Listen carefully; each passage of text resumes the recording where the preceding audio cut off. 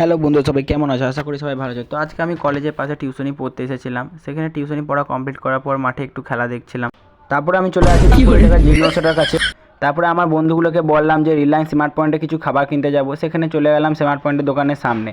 হ্যাঁ, কারণ মা বলেছিল টিউশনি পড়ে আসার সময় কিছু নিয়ে আসার জন্য। তারপরে আমি ভেতরের মধ্যে ঢুকে পড়লাম। তারপরে ভেতরের মধ্যে ঢুকে অনেক কিছু ভ্যারাইটিস কালেকশন দেখলাম, যেখানে আমার চোখে ধরার মতো কোনো জিনিসই দেখতে পেলাম না। তাই আমরা আবার চলে গেলাম সিঁড়ির ওপরে দিয়ে ওপরের তলায়। সিঁড়িতে ওঠার পরে আমার নিউ গার্লফ্রেন্ডকে দেখতে পেয়ে গেলাম। তারপরে গার্লফ্রেন্ডকে এক কোণে লাত মেরে আমি চলে আসি ওপরে। তারপরে ওপরে ছবি তুলছিলাম। তারপরে আবার আমরা চড়েও বেড়াচ্ছিলাম। তারপরে চড়ে বেড়ানো কমপ্লিট করার পর চলে আসি নিচের তলাতে। নিচের তলাতে চলে আসার পর চলে আসি কিছু ঠান্ডা খাওয়ার জন্য। ঠান্ডার মধ্যে সেরকম কিছু স্টক ছিল না, সেই জন্য নিয়ে নিয়েছিলাম একটা বাউলিকে একটা লেবু পানি। তারপরে এগুলোকে বিল করার জন্য দিয়ে দিলাম বিল কাউন্টারে।